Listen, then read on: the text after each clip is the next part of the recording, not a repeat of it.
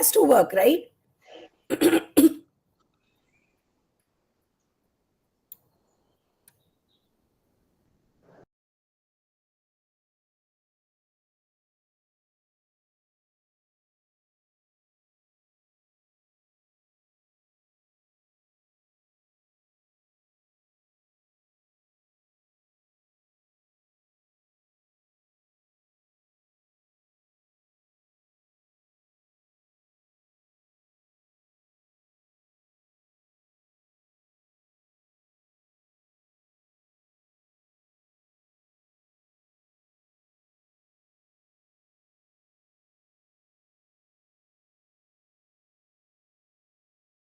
Journey. So thank you, Professor Tommy, and thank you, Professor Pekka. And not to forget my back team, we have Nandini, Simran, Danika, and Kalyan, who has been work tirelessly for making this symposium a success. You have been receiving all the emails and the instructions and all kinds of information from them. So I'm very grateful for their contribution. And then I would like to invite Joachim, Nelly, and Nicholas in front here. Thank you. So Joachim has been a very wonderful contributor for this symposium. We both were here yesterday making all these signs and putting all the signs that you are seeing today and putting all the roll-ups there. And Nelly has been very helpful in doing the symposium slides, and you will also hear her for some of the part that we are doing some innovations. And she has been with the residential program participants for last 3 days, and she has given nice presentations to them. And so thank you, Nelly. And Nicholas has been the backbone for the conference. He has helped us so much from the beginning. And yesterday he was with us for the whole day, and today he came like around 7:30. So thank you, Nicholas. Thank you so much. Great. Yeah, you can take your seats. And now I would like to call upon Hiram Kulkarni, and he is our Director for Strategy and Education Technology and co-founder, and my husband. So we are...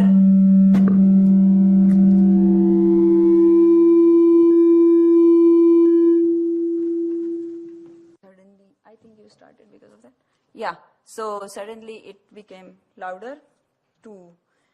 And Hiram is mainly working in the technology area for last 25 years of his life. He's a software engineer and turned educationist now, and we are working together for this mission of redefining education through creativity. So I welcome Hiram. When Hiram is coming here, I would like you to give him a round of applause, because he has won an award for educational leader from the World Education Congress that is going to happen in India in June, and he will receive that award in Mumbai.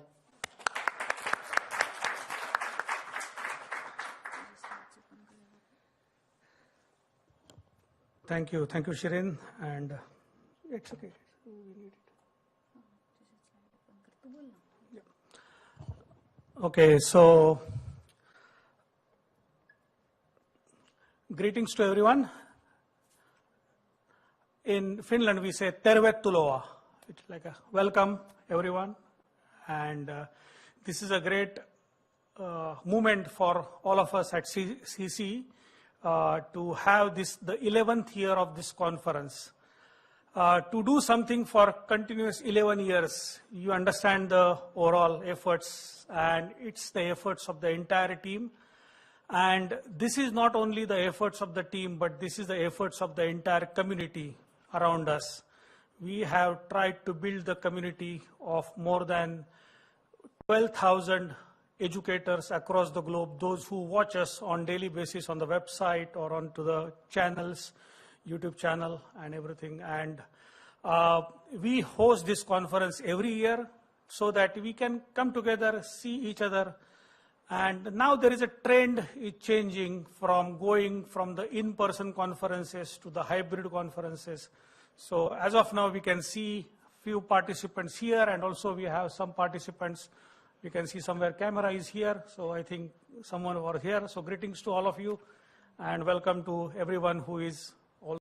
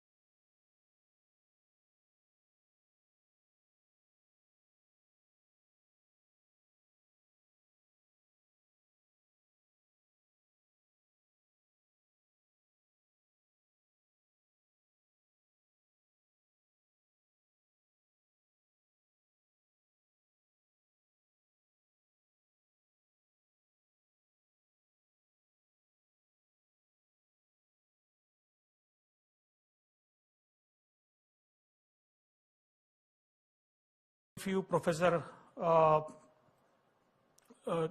we start with Dr. Christoph Fenivesi, my colleague Shirin, my colleague Simran, and as well as we have been working with the various Kingdom of Bahrain, Ministry of Education. So he has been a great help because Dr. Khalid Al-Bakr was a representative of Kingdom of Bahrain in the first symposium on creative education, and he has been working with us tirelessly, and he has been a great contributor to getting the review for all this together. So this is a combination of overviews that we did together, and so we have approximately 362 papers, abstracts, which has been reviewed, worked, and as well as presented during all these 10 years. And out of which we have published 4 publications, which are the collections of the articles, which are available on our website, and also they are available on the various publication streams as well. And out of which we have recorded 45 paper sets. So this is what I'm telling you is the combination of the review of this all 362 papers, but out of which main these 45 paper sets what I have collected together. And we will be publishing this paper in the month of August. It will be also published on one of the conference here is in Jyväskylä. We have, which is a second presentation of me other than my main paper. So, but we have still 3 more months to collect more feedbacks from this conference as well, so that I will reiterate one more version of this presentation towards the end of that. So let's see how we start together. The idea of redefining education through creativity, which you see our motto, even though it looks like the kind of a big vision, we broke them into the steps, and we have, on the first year of our conference, we had a vision that this will go for years together with a stepped plan. And in that we first said that, okay, what is our goal? What we are coming here? We are coming here for students. We are coming here for learners and learning community. So the theme for the first conference was on the introduction to the innovative educational approaches. And we discussed around 8 major topics under that part. And the major outcome of that conference, which happened in 2014, was we had the initial hackathon over there. We started with one workshop, and at the end of the workshop, we have 6 new methods, pedagogical approaches, which we contributed through the participants like you. So all the participants who were present, at that time everything was physical. We were around hundreds of participants in the same conference hall, and we had a lot of workshops together, and it was a major output for that. The theme for the second was we then moved towards the technological innovations. So how the technology integration is working in the context of curriculum design, assessment, developing the new ways of learning. So that was the second year's theme, and then we had quite a good brainstorming on that part, because in 2015 it was a very early start for us to navigate through many changes, and at that time we were working with the 2 major ministry projects in India, with Ministry of Chhattisgarh, and as well as we were working in Kingdom of Bahrain at that time. So it was a good impact at that time. And then it came to the combination of 4 consecutive years in 2016, 17, 18, and 19. And I want you to go through these themes where we moved from the more towards education, that what we want to evolve as a creative education or creativity as a context, where we concentrated mainly on the cross-curricular approach as a main theme, and fostering creativity for the education. Then also we discussed, normally we put our theme as a positive theme always, like happiness, role of technology, positive AI, and all these things. But one year we decided, okay, we have to see some challenges. What challenges? And we can be open enough for those challenges and how we can solve. We have a lot of positivity within our room always, so that even though the theme looks challenges, towards the end we came up with a very positive solutions for that. So 2017 was a very landmark year for us, because it was the Finland's 100th years of independence. So we had the Suomi 100, which is a Finland 100-year celebration, and in that year of the celebration we had that particular conference was awarded as one of the prominent conference for the Suomi 100 celebrations at that time, and we also got the felicitation from the, at that time, Prime Minister of Finland, His Excellency. And at that time we discussed on the various obstacles and potential solutions on the creativity, and as well as how we connect the various solutions together. Then we moved to the 18th and 19th year, 2018-19, where we concentrated mainly on the strategies of the equity in education. I think there are a few countries we can definitely name whose equity directly proportional to the quality in education, Finland being one of them.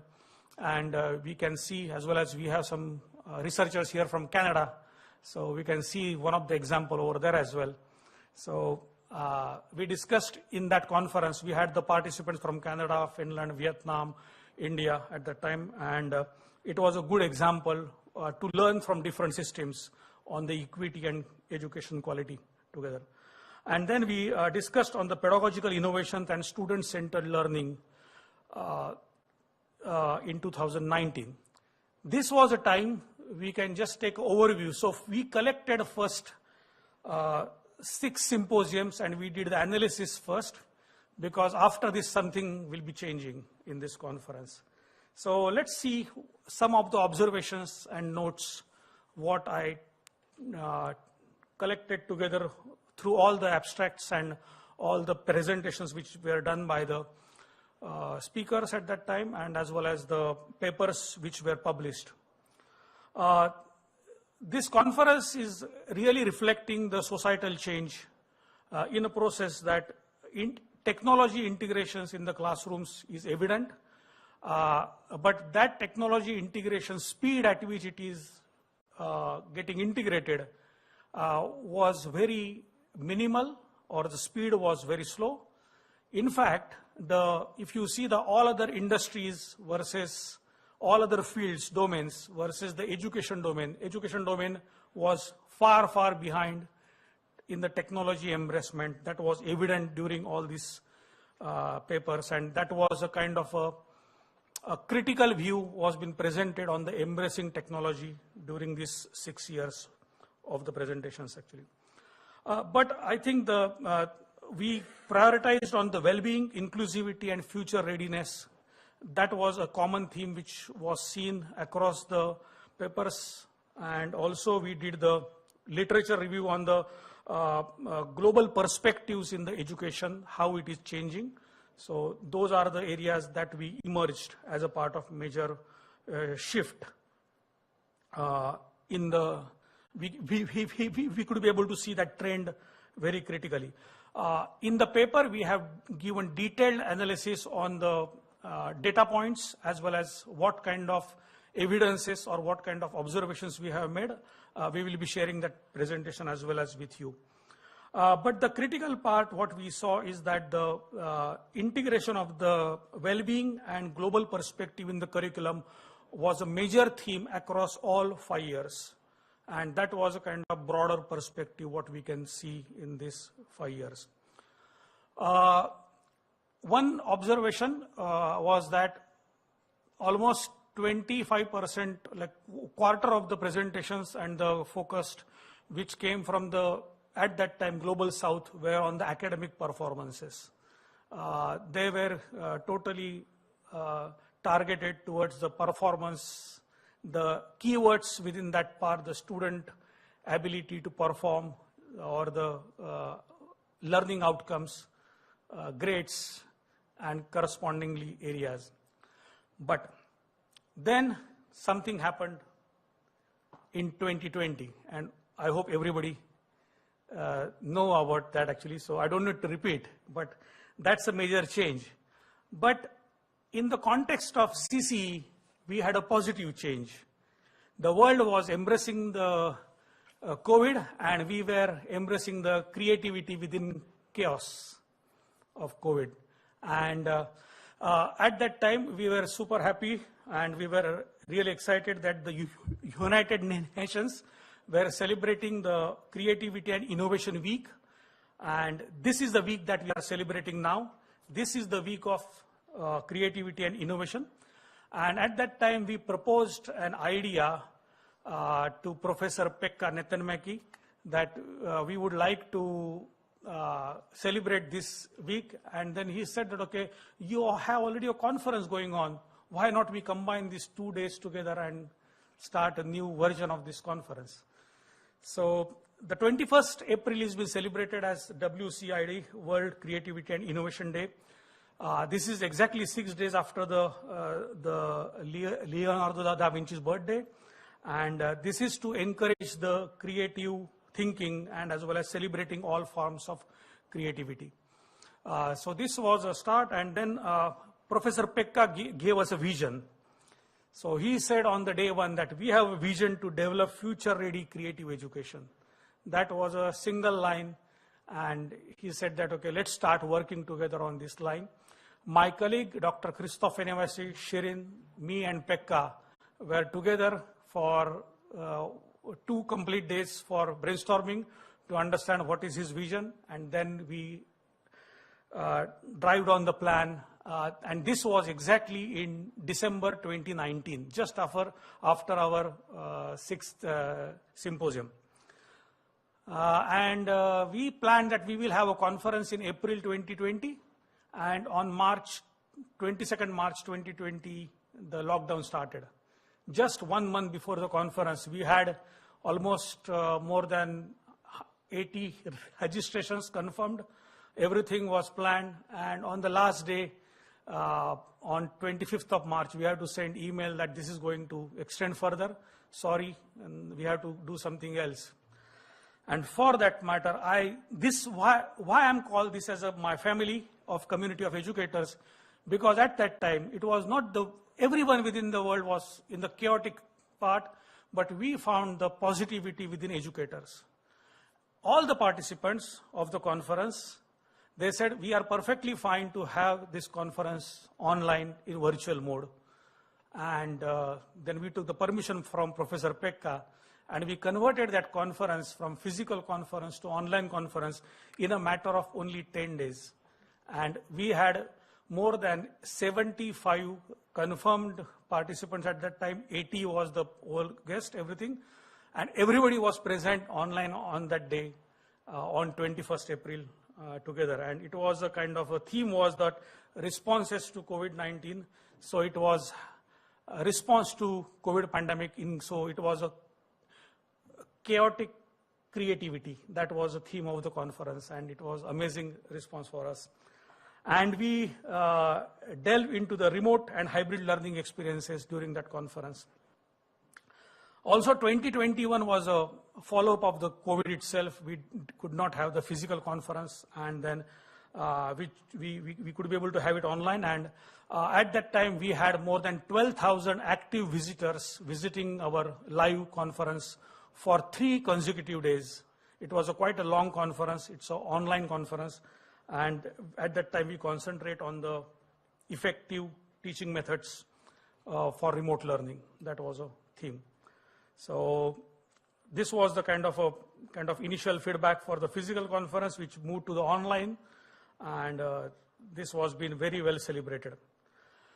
The post-COVID-19, we continued our journey in 2022, but we have to also see this year as April 2022, and also again something happened in the February 2022. We have our friendly neighbor here, and because of that, something happened on 24th February 2022, if you remember. Still things are going on. We want this at that time, but again, we had a good response from the educators, and at that time, we concentrate on the sustainability as a major theme at that time. And last year, we concentrated on the future-ready skills and career-oriented education, mainly on the education technology as a perspective. And last year, we had amazing response altogether through this conference. Some of the post-COVID observations we could be able to get through the presentations and abstracts, and they were mainly onto there is an increased footprint on the having the online presence, but the topics are changing more towards analytical understanding of the students. At least we could see more than 30% of the abstracts which were presented, as well as papers who were presented, were based on the analytics part, and also on the innovative pedagogies. Earlier, we were concentrating more towards student-centered learning, but now we are concentrated toward learning-centered pedagogies. So that's a major shift what we can be able to see. Also, we can see that shift in the more towards transversal competences, including skills, attitude, and values, which are being together as a woven as a practical feedback to challenges in 21st century. And then also there were almost more than 12 papers were presented or published based on the COVID response challenges and innovations during COVID.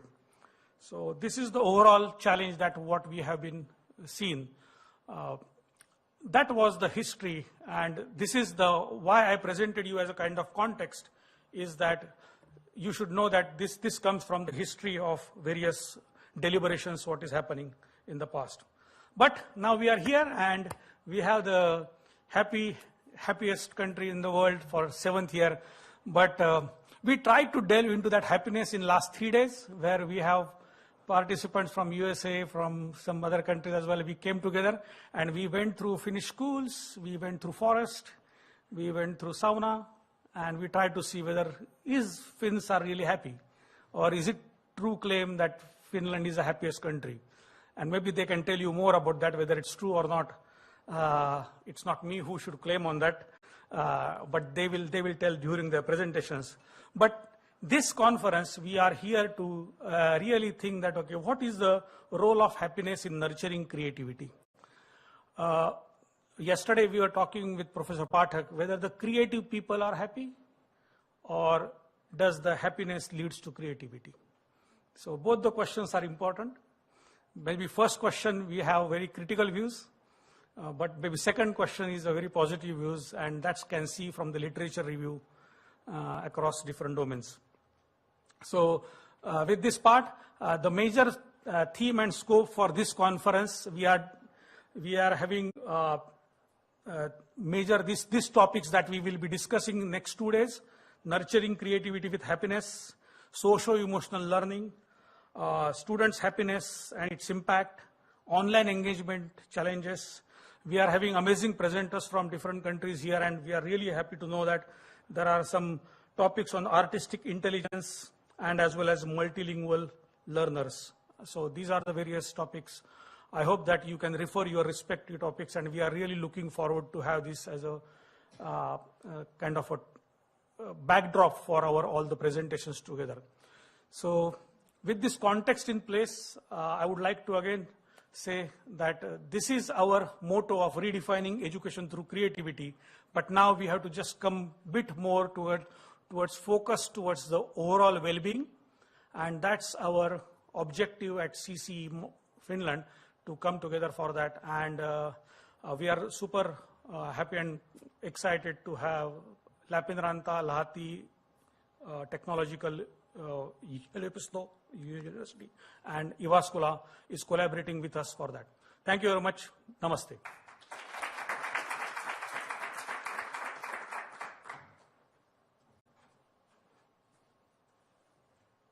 Thank you, Hiram,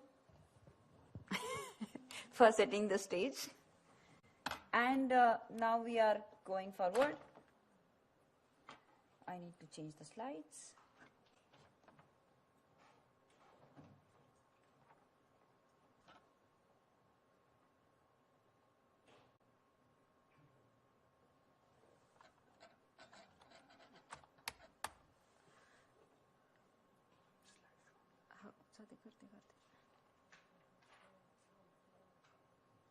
Okay, can I ask all of you to stand? Lot of sitting is not good. Great. Now we want to open the symposium officially, and we all will do it together with the countdown. Okay? Are you ready? Ready. Let's start.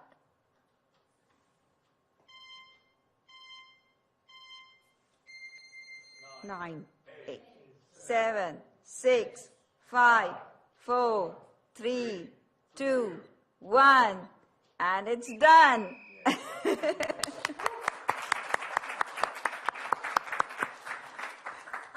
So thank you very much. Please sit down.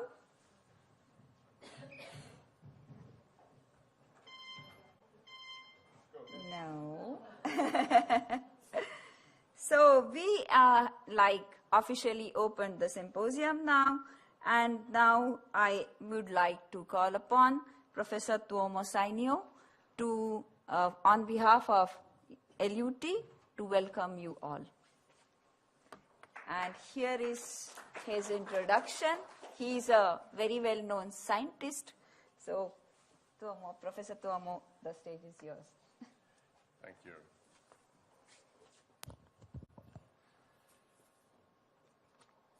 Ladies and gentlemen, honored guests, distinguished speakers, on behalf of LUT University, I'm honored to welcome you all to our campus for the 11th International Symposium on Creative Education. My name is Tuomo Sainio. I'm professor in chemical engineering at the School of Engineering Science. I'm one of the approximately 120 scientists of LUT working here on Lahti campus. It is really a pleasure to see each of you who have gathered here to participate in the symposium. LUT University is proud to host this event organized by CCE Finland. In our daily teaching and research work, we emphasize curiosity. We frequently refer to our campuses and our academic community as the land of the curious. The theme of this symposium is therefore most fitting to our campus in Lahti. Curiosity and joy of learning are closely linked. When we are curious, we are not only seeking knowledge, but we also experience the excitement and the joy of learning. A curious learner is a happy learner, right? When speaking of happiness, one cannot avoid noting that Finland was again ranked as the happiest nation in the world. Yet, when you discuss this with this fantastic result with a Finn, they might be quick to downplay it. We are not actually happy, we are just content, you may hear. By the same token, we don't directly measure students' happiness at Finnish universities, we measure their content or satisfaction. According to several national surveys, the students of LUT University are the most satisfied with their university experience. This is a result we take great pride in, and a result that we are not so quick to downplay. A question arises, what is LUT University doing right? I'm not entirely sure, but I trust the experts attending the symposium could identify several aspects, perhaps through a field study by observing the inhabitants of the land of the curious. All I can say is I believe that we have succeeded in fostering a sense of belongingness and in creating a community, or perhaps multiple interlinked smaller communities. That is one of the benefits of studying in a smaller university. The program of this symposium promises to advance our understanding about the role of happiness in nurturing creativity. We are all looking forward to the presentations. When going through the titles, it's remarkable to me how many different angles this question can be approached from. I represent Finland in the European Federation of Chemical Engineers Working Party for Education. We meet 2 or 3 times a year to discuss the current developments in chemical engineering education. While creativity is included in our curriculum recommendations, I must admit that we have never understood that creativity and happiness are interlinked. When I first saw the driving question of the symposium, does happiness lead to creativity, I was immediately reminded by a quote I once saw on the internet. It was claimed to be from the physicist Richard Feynman. Besides his work on quantum electrodynamics and the famous path integrals, for which he was awarded the Nobel Prize, he is often said to have been an exceptionally good teacher.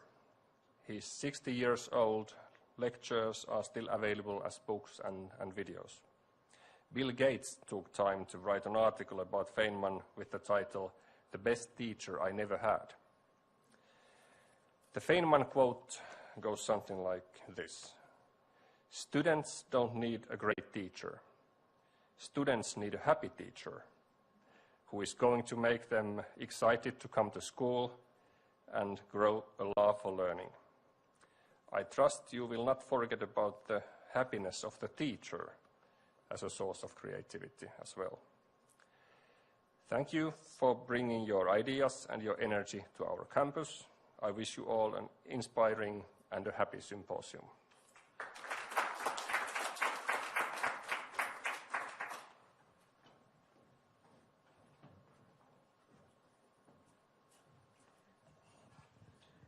Thank you, Professor Tuomo. You gave us very nice examples and set the context for the remaining 2 days. So we got your point. and happy teacher is the most important to bring the creativity to the classroom. So thank you so much. Now moving forward, I would like to call upon Professor Pekka Neittanmäki to give his wise words as a UN chair. You want any slides or something? No. Dear participants, it is very nice to be here in Lahti. This city is well-known city of winter sport, one of the most famous in the world. If you try ski jumping, it is even in summertime possible. As you have heard that this is meeting number 11. It was 6th time in Tampere, and then 4th time in Jyväskylä. Herm is very smart person, but he doesn't tell about himself at all. But I can say that this meeting, which he described 2021, was not possible without his technology, because his team has developed this platform where we could realize this kind of meeting. First time in the world, I think. And he is engineer. He has worked in Nokia, and later in studies in Tampere University Technology, and developed as well this digital platforms. And the digital platforms is in future in our goal that we say that we are next time we will speak about digital machine learning supported digital platforms, which can be our dream is to have a global school. That is topics of our next years.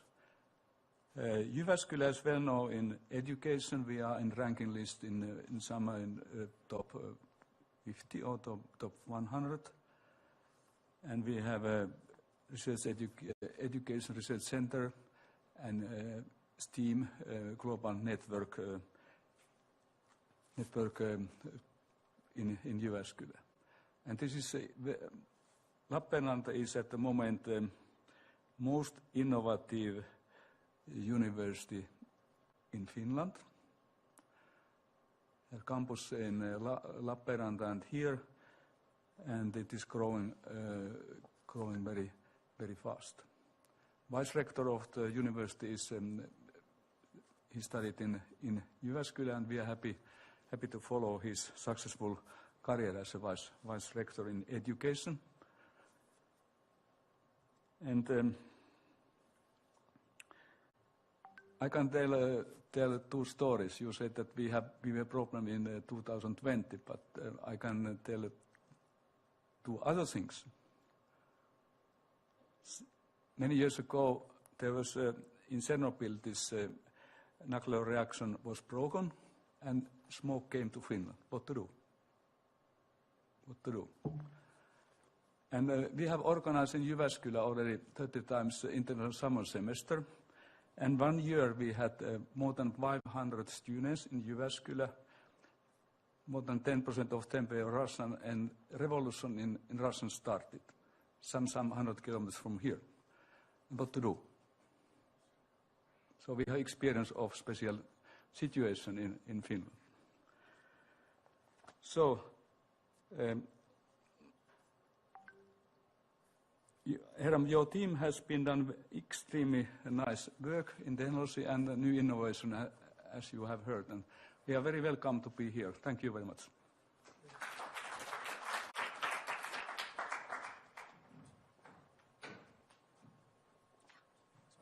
The slides aren't changing as quickly as so Simran just sent. Okay. It takes some time. Yeah, so thank you, Professor Pekka, for your support and your wise words.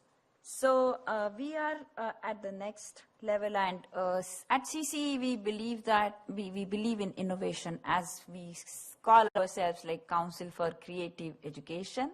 So we have to also show our creativity, and we have to bring in our creativity. So we encourage all our team members to design new things. So one of our colleagues, Simran Dulani, she has been working on these two innovations with the rest of the team. And I will call Nelly to explain one of the innovation about social emotional learning that we have bring in. So Nelly, please come here. You can change the slides from here. Okay. Okay. Hello everyone, my name is Nelli Louhivuori and I am the Pedagogical Director for CC Finland.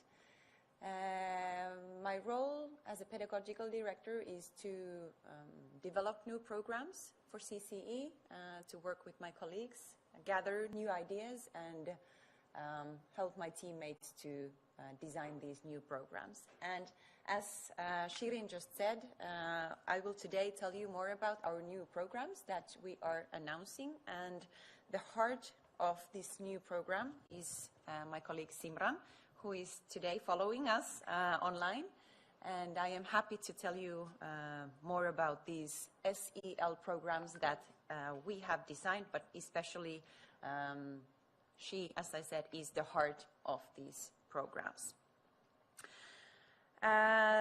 Today and tomorrow we will discuss a lot, we will talk a lot about well-being and happiness, and with CCE we thought that we need a new program, we need a new training that trains educators to take into consideration the well-being of schools, the teachers, the students, the families' perspective.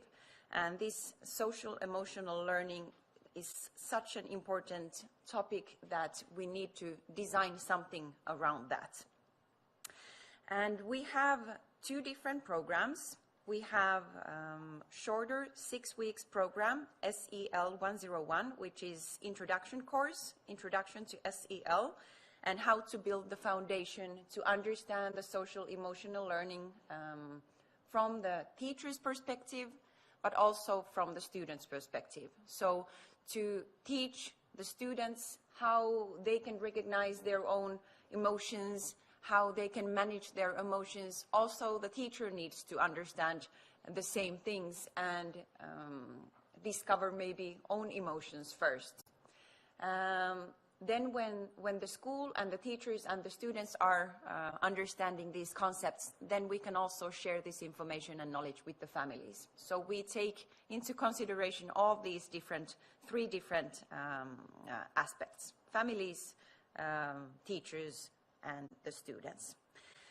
Then we also have the SEL 102, which is Diploma in SEL, how to become an expert of social emotional learning, and that is for 6 months. I will now show you some highlights of these two programs. So highlights of this first 6 weeks course are to explore core of SEL, and this model is based on the Castle model of social emotional skills. Then we also talk about how to foster well-being. We talk about self-care strategies. Then Finnish inspired learning environment, and then how to integrate SEL into your local context, your local curriculum. This training is self-paced with live sessions, and as a bonus, the participants will have counseling sessions with CCE. You will also here see the prices for the course, the price for the course, and we have this early bird price if you enroll before May 15. So this one is for 6 weeks, but then we also have the Diploma in Social Emotional Learning, SEL 102, and the highlights of that diploma are that we have taken into consideration the psychological foundations underlying SEL, so you will understand the psychology behind emotions and how to take that information into consideration. Then essential life skills, specialization opportunities, and then you will also have the advanced certification. Also with this diploma you will have self-paced course with live sessions and also bonus counseling sessions. I am also happy to tell, especially for our 11th Symposium resident participants, that you will have a special offer. We have a special offer for you. So those who have this week participated our residential program, you will have the course for free. And we are happy to start with you. You will be the first batch of the course. So yes, thank you. And now I will call my colleague Joachim here to tell you more about CCE Finland's accreditation program. Thank you.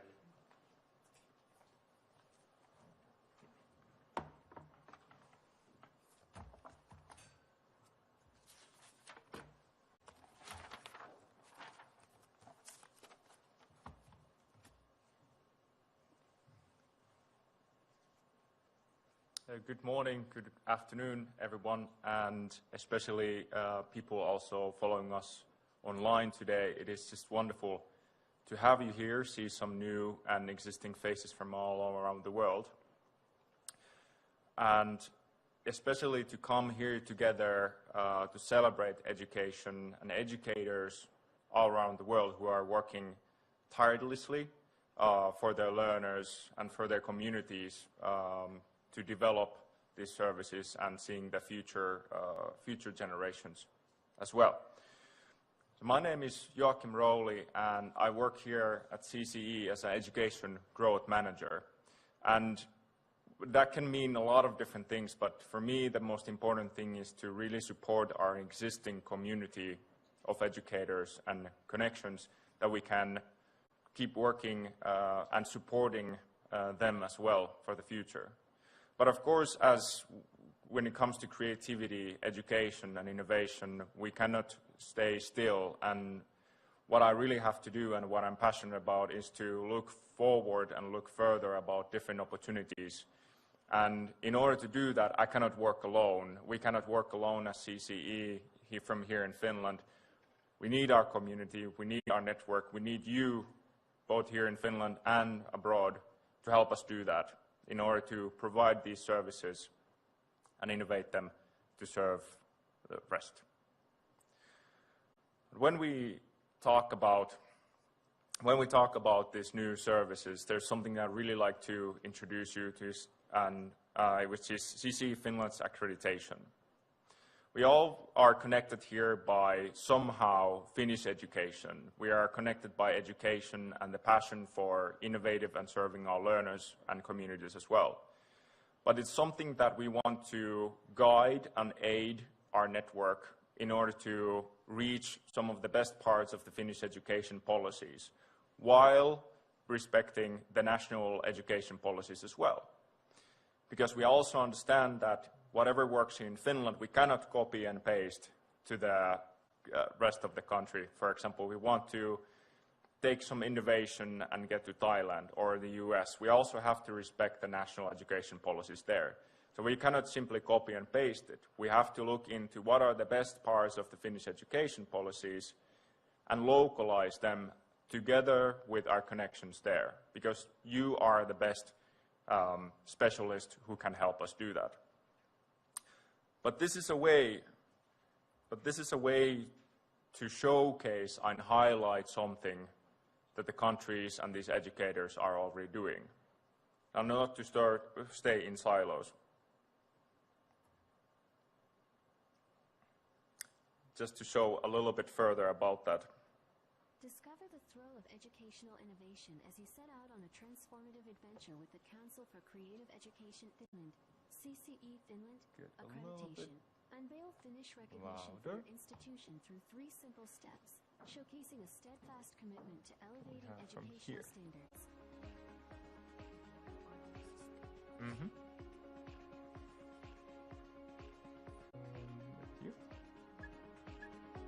There we are.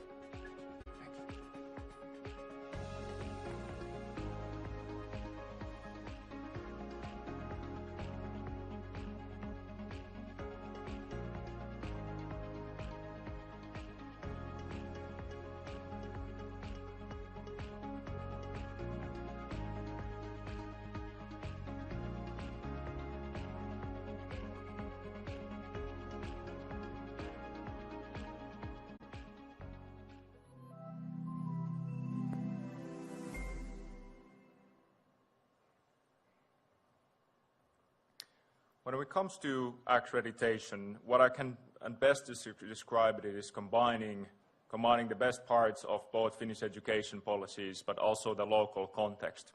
So taking the best of two worlds. And what our role at CCE is to really guide in that process. And I'll show some of the following steps how to get started with the accreditation. With our accreditation, it really starts from applying for the program, and it's a really reflective process where we look at the infrastructure, where we look at what currently the school or the organization is doing. And that's not only for our review, but it's also for the organization and school to really reflect what they're currently already doing, highlighting and spotting those successes, but also the ones that they want to develop and to get closer to some of the Finnish education policies that they are after. That is quite a rigorous process, but it's such a rewarding process as well. And that is required in order to, for our assistant and specialist team to start reviewing the material, and we'll give feedback about the process itself. That is required before moving to the analysis section, where we provide this gap analysis and complete 360 review of the current situation, where we are standing in the line of Finnish education policies.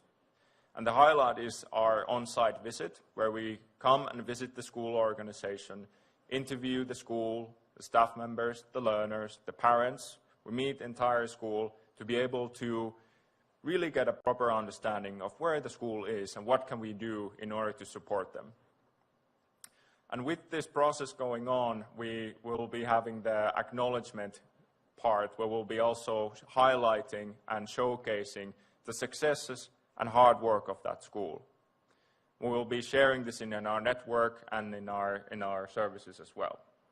But as this is something we've been working really hard on, we're not the only one who've been really working hard, and we have some first accredited members in online as well. So I wanted to introduce them as well. Mahmoud from the Farid organization. They are the first organization working in the MENA region, where they really want to work towards character development and well-being programs online for ages 3 to 15. They are experts in backed curriculum, and they want to empower families, schools, and governments in their own region. Their really vision and mission is to building this brighter future, one child at a time. So congratulations and thank you for your hard work for the entire organization. And a quick word from them themselves.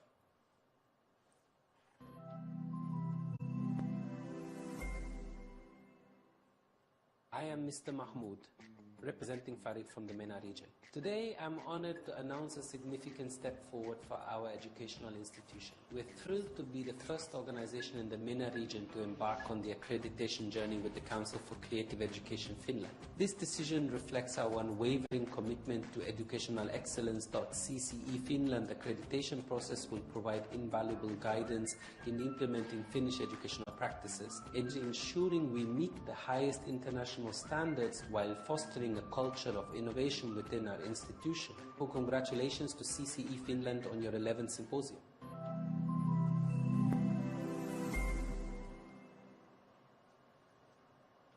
Thank you so much. And as I mentioned, we are offering this to different programs, different organizations, and different schools. And here we have the first school taking part of this journey with us, and we couldn't be happier to introducing Dr. Madhura Badke and her hardworking team from India, who have been working tirelessly for this process as well. And a quick word from them as well.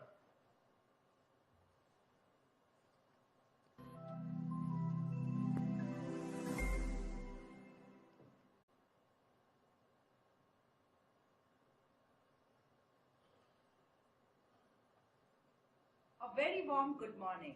I am Mrs. Arjuman Jhanjaria, the secondary headmistress of A.M. Naik School, Powai, Mumbai, in the country of India. We are extremely excited to announce that we are officially embarking on the accreditation journey with Council of Creative Education Finland.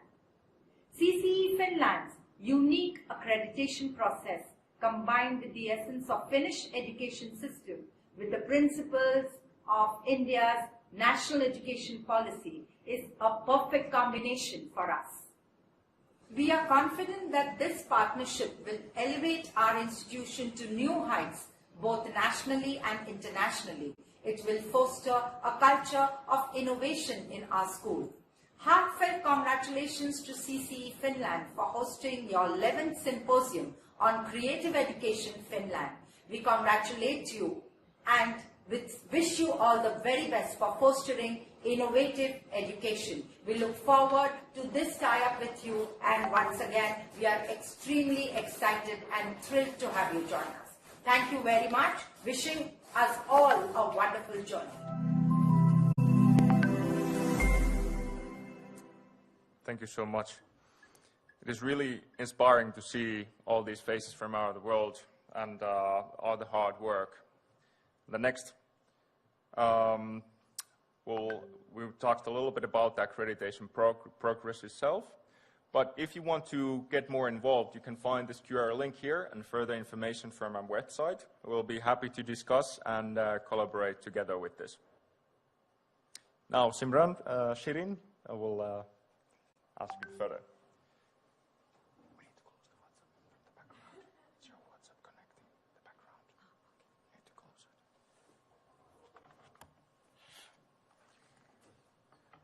Great, thank you so much, Joachim. Just a small announcement, like we have been watched live by more than 2,000 people online, and 50 are our participants, and they are visiting our page, CCE's web page, so they are watching the conference from there as well. So thank you so much for who are watching us online. Now I would like to call upon Professor Pekka Abrahamsson to give his keynote address about learning and creativity in the age of AI. He is well known for his concept of happy coder, the creative coder. So he is the apt person to give us the opening keynote address for this conference. As you can read that he is a full professor of software engineering at Tampere University, where he leads the Research Center for Applied Artificial Intelligence, AI Hub, and the GPT labs where large language models are developed and tested. He is considered as an authority in this field for last 25 years, and he has been cited 17,000 times. So thank you so much for being here, and I'm very proud of being a university student, like Tampere University student myself. I'm doing my doctoral studies there, so hope to collaborate with you in future. Please, the stage is yours. Thank you. Would like to put your laptop here.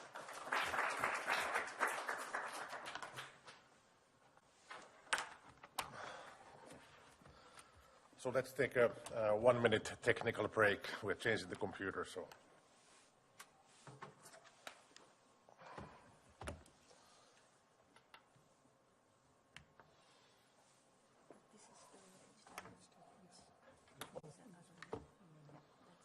Let's check the sound system. All right. And if I go, very good. No, I don't need that. Let me go here. Oops. Let me just check something. Let's do the sound check.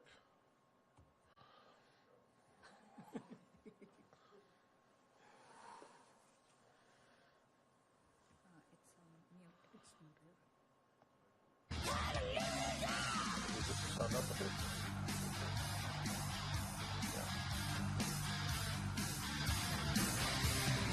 The saints are crippled on the sinner's night. Look at the lambs with no guiding light. Walls come roll and thunder, the rock's about to roll. It's the rock. Good morning, everyone. Very nice to be here. We will stop the sound check now.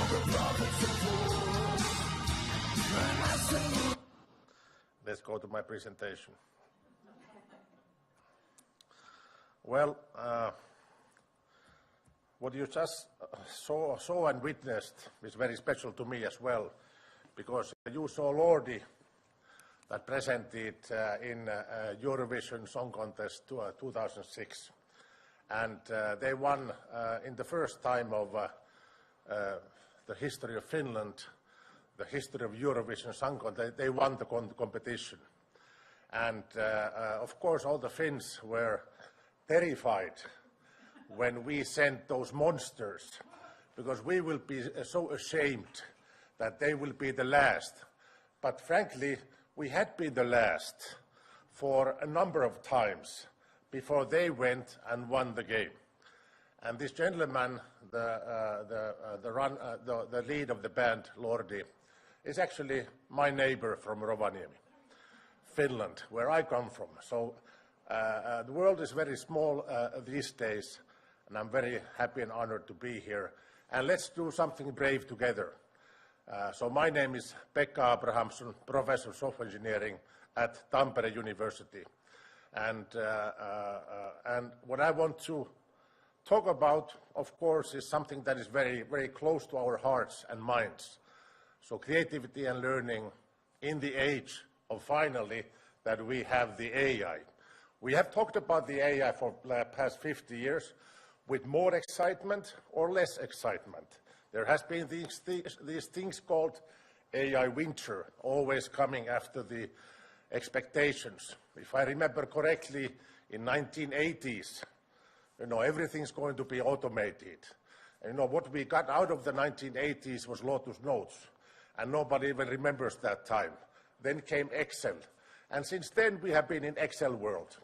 And anytime somebody mentioned digitalization or something like that, outcome has been an Excel. Until now, we have finally the user interface that we can engage with the AI. And what comes out is magnificent. It's something like makes us so talented. You saw the video of the wonderful video that was by CCE. It was made by AI. I guess maybe not, but it looked like the one that I've seen done. We all have started to use it because it actually enables us to communicate. Does it make us more creative? Does it make us better? Do we learn faster? These are key questions I'd like to engage in dialogue with you. But first, I, of course, want to impress myself, so I made some music. Because this is what you do these days. You can do music. And believe me, I'm not a musician. But when using a service that has studied all the music in the world, Spotify, Apple Music, you name it. And then even I, with the click of a button, can make a song for you. So let's see what I was able to do. Of course, this is a demo effect, so it would not work. But if it doesn't work, it was a nice song anyway. So let's try it out anyway.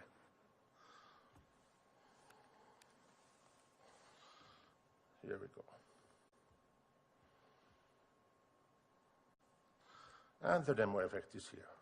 In the daily light, our bodies in sync. The beat drums hard, we're caught up in the blink. I'm not going to ask you to stand and dance with me, but professionals can do a little bit of things like this as well.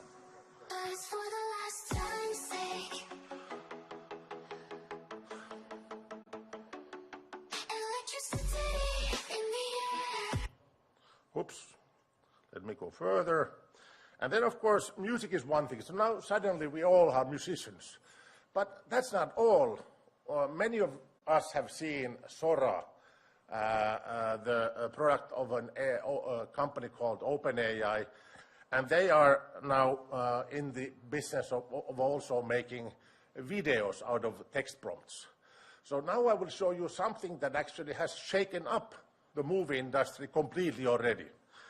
And I will just put it running. And so here you can see, if we travel back in time, how does the Western country back in the US actually could look like. And of course, this is completely hallucinated and there's nothing real. And when we go behind the corner here, you actually can see that there's a building that has no roof. but maybe that's the whole idea of the building that doesn't have a roof. But in Finland, it would be very cold to be in that building. And here you can see that, you know, you can jump in a train, and suddenly you can see something that looks very real. And here you see the kind of the glimpses and views that can be created with just a text prompt. And this is quite impressive. It looks like a flock of birds. And here you can see the problems that we still have, so that is not working perfectly yet. But I'm sure that they are fixing this chair issue soon. But when we see these things, we have a puppy like this back home. It's quite amazing what you can do. So now, suddenly, out of the blue, November 22, we started having these tools that make you, me, everyone, Leonardo da Vinci. We can at least say or pretend that we are that. What does that mean? That is the key question. One thing it means that we have become terrified. For years we have thought that AI will come and steal our jobs. Well, in the movie industry, this is reality. When I said it has changed the movie industry already, a $500 million investment in a new studio in California was cancelled when Sora Video was launched. So $500 million, that means livelihoods, that means business. And the reason was that you don't need to go in the moon or build the moon, shoot in the moon, or come to Lapland in Finland, or go wherever in the world. You can do that inside the studio. So it does have a huge impact. And while this kind of dystopia is in one way about a threat, the way I like to explain to people what is an AI and how should we react to it, it's more like this. So if you think like the AI will come and take all our livelihoods away, so I ask you to think about your kitchen and the toaster in the kitchen. And when you look at the toaster, you don't feel so threatened. It does pretty good what it's supposed to do. It warms the bread.